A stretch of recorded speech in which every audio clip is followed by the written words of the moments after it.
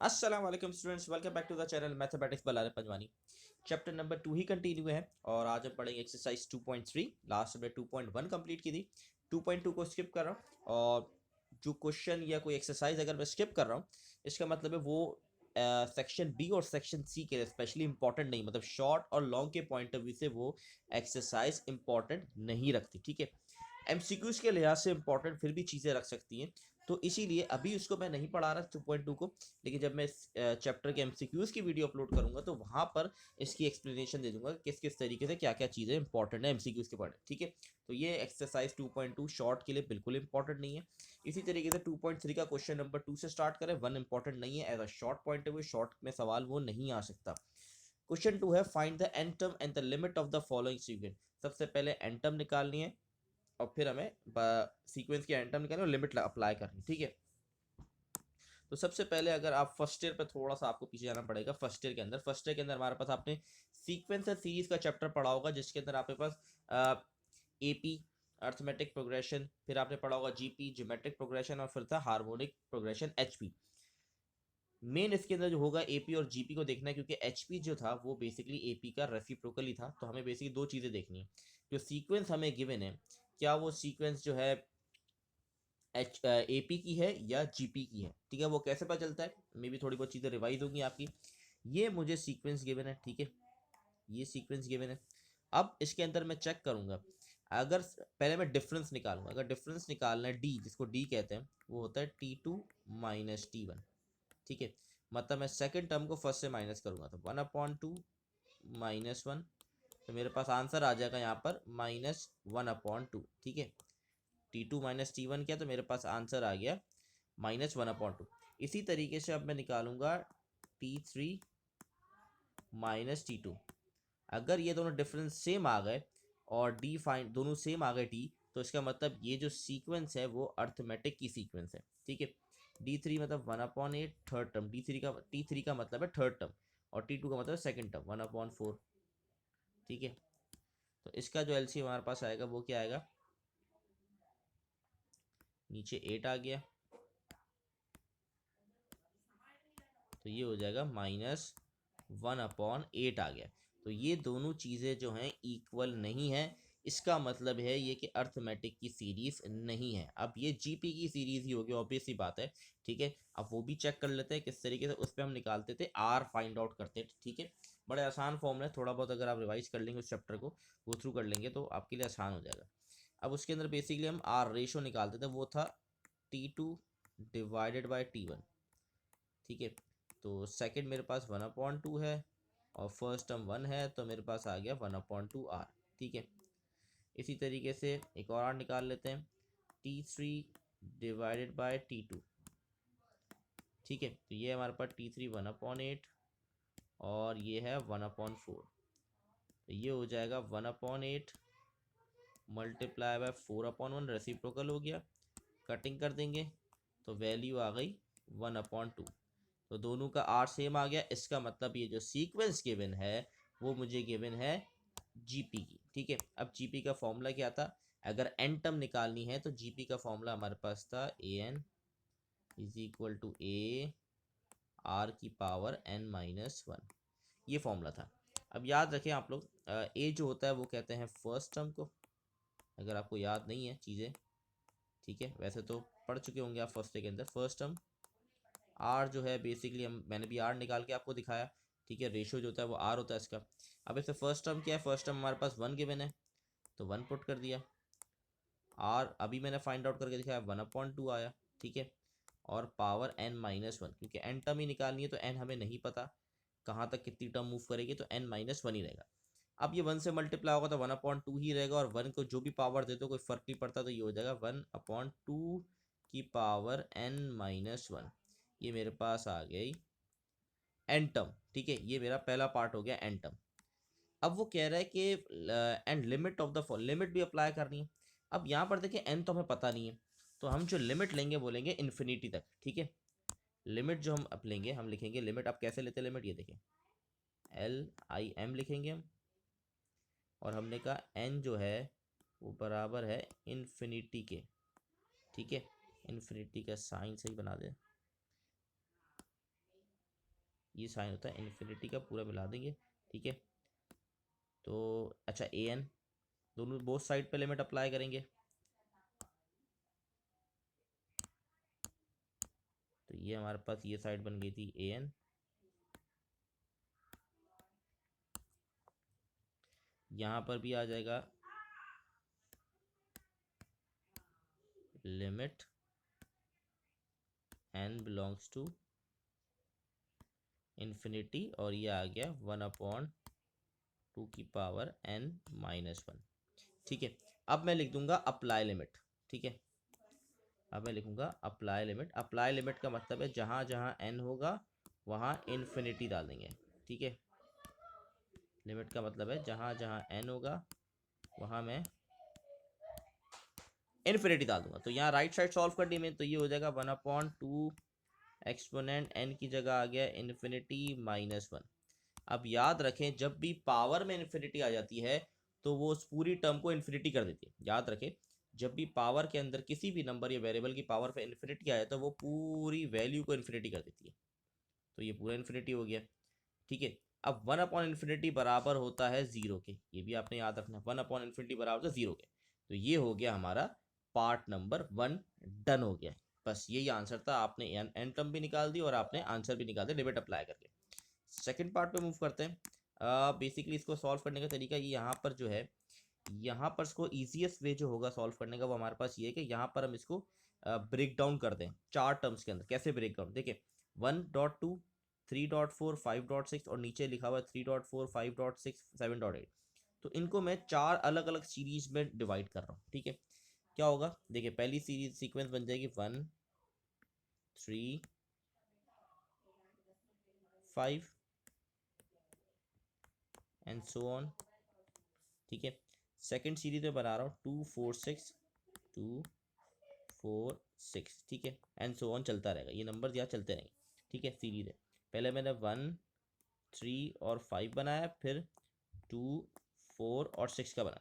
अब नीचे क्या है 3, 5, 7, 3, 5, 7 और 4, 6, 8। ये मेरे पास चार अर्थमेटिक सीरीज बन गई।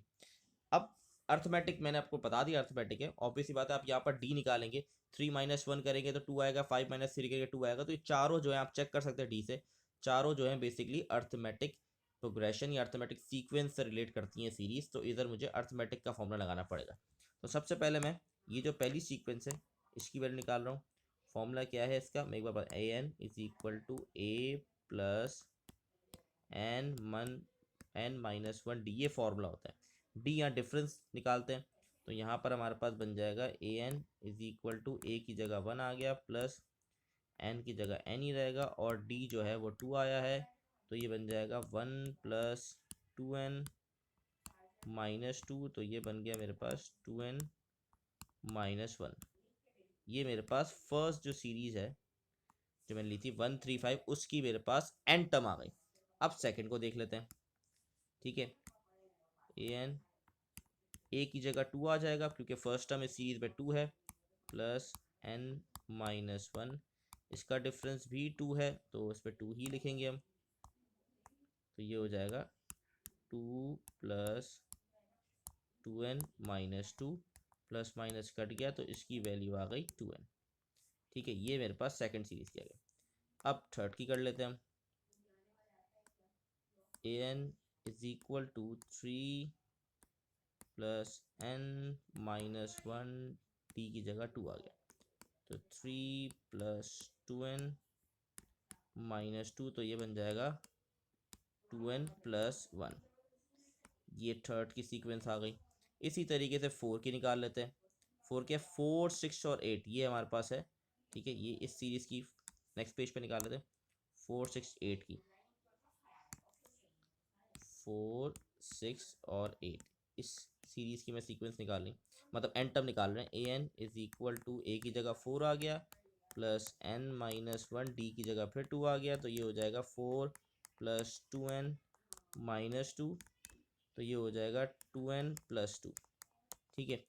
चारों टर्म्स जो हैं उसकी मेरे पास जो है एन टर्म आ गई, ठीक है।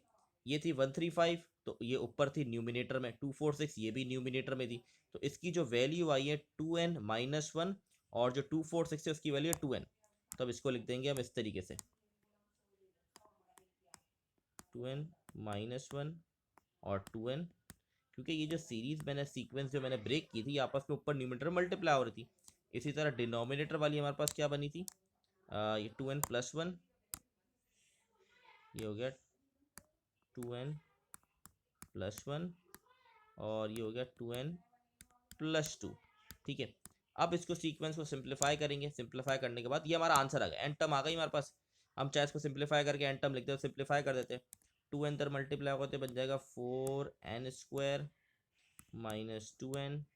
ठीक है, नीचे हमारे पास क्या है, 2n multiply by 2n 4n², फिर 2n multiply by 2 4n, 1 multiply by 2n 2n हो गया, और ये हो गया प्लस का 2। तो एन टर्म मेरे पास बन गई 4n² -2 divide by 4n² plus 6n plus 2। ठीक है, ये मेरे पास एन टर्म आ गई। ठीक है, अभी एक पार्ट हुआ है, अब इस पर लिमिट अप्लाई करना बाकी है, याद रखें। ठीक है, लिमिट्स जो हैं अब अप्लाई होगी, 4n² -2 हो गया, और नीचे आ गया 4n² प्लस 6n प्लस 2। ठीक है, अब लिमिट अप्लाई करनी है तो उसके लिए बहुत इंपॉर्टेंट चीज़ें हैं। ठीक है, वो क्या क्या चीज़ें हैं वो देख लेते हैं। लिमिट वही, क्योंकि n तो पता नहीं है, तो लिमिट हमारे पास क्या होगी, लिमिट इन्फिनिटी के बराबर है।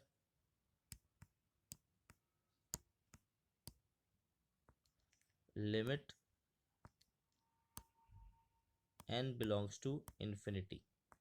ठीक है, और यहाँ पर हम ये पूरी वैल्यू लिख देंगे। अच्छा, यहाँ पर थोड़ी स्पेस कम है, तो नेक्स्ट पेज पे मैं मूव कर रहा हूँ। 4n² -2 upon 4n² plus 6n। ठीक है, हम इसको नेक्स्ट पेज पे कर लेते हैं। तो हमारे पास इक्वेशन थी लिमिट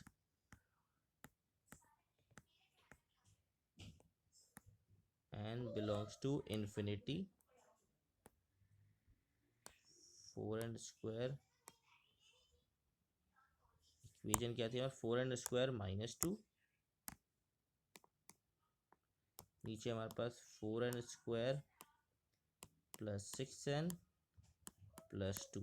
ठीक है, ये इक्वेशन थी, बिल्कुल ये इक्वेशन थी। अब इंपॉर्टेंट बात सुन लें, इंपॉर्टेंट ये है कि हमें जो 4, अब लिमिट अप्लाई करूंगा, जब मैं अप्लाई लिमिट लिखूंगा तो क्या होगा, जहां जहां n है वहां पर इन्फिनिटी का साइन आ जाएगा।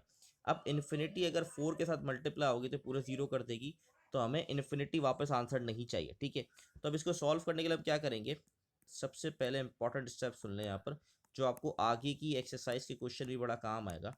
ठीक है, अच्छा, n बिलोंग्स टू इन्फिनिटी,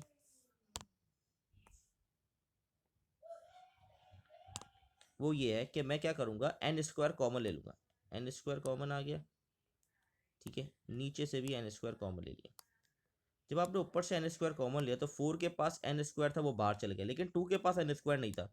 तो अगर n² 2 के पास नहीं है तो वो मुझे डिवाइड में लिखना पड़ेगा, क्योंकि अगर आपने कोई चीज़ कॉमन ली है और वो आगे टर्म में नहीं है तो आपने उसको डिवाइड कराना उससे। इसी तरह यहाँ पर आ जाएगा 4, क्योंकि n² बाहर चले गया। 6 के पास n² नहीं था, तो नीचे मुझे n² लिखना पड़ेगा। इसी तरह 2 के पास भी n² नहीं था, तो मुझे नीचे लिखना पड़ेगा। ठीक है, अब यहाँ पर कुछ कटिंग भी हो रही, तो वो कटिंग कर लेते, जैसे कि ये हमारे पास एक कट जाएगा। अब मैं कर दूंगा अप्लाई, अच्छा ये भी कट जाएगा। अब कर दूंगा अप्लाई लिमिट, अप्लाई लिमिट, ये हो जाएगी लिमिट अप्लाई। तो जब मैं लिमिट अप्लाई करूंगा तो जहाँ जहाँ मेरे पास n है वहाँ पर इन्फिनिटी आ जाएगा। ठीक है, ये इन्फिनिटी हो गया, ये हो गया 4 प्लस 6 अपॉन n था, उस पर भी इन्फिनिटी आ गया, प्लस 2 अपॉन n² था, इसके ऊपर भी इन्फिनिटी स्क्वायर लगा दे तो कोई इससे फ़र्क पड़ता नहीं है। ठीक है, तो अभी मैंने आपको प्रीवियस क्वेश्चन के अंदर बताया कि अगर इन्फिनिटी डिनोमिनेटर में होगा तो वो 0 होगा, तो ये 0 हो गया, ये भी 0 हो गया, ये भी 0 हो गया, तो बच क्या गया 4/4, और 4 डिवाइड बाई 4 करेंगे तो हमारे पास आंसर आ जाएगा 1। तो ये हो गए हमारे दोनों question complete. I hope clear हो गए, मैंने बड़े डिटेल में दोनों सवालों को समझाया। फिर भी कोई क्वेश्चन हो तो आप पूछ सकते हैं, इंशाल्लाह नेक्स्ट वीडियो के नेक्स्ट क्वेश्चन में मूव करेंगे। तब तक के लिए अल्लाह।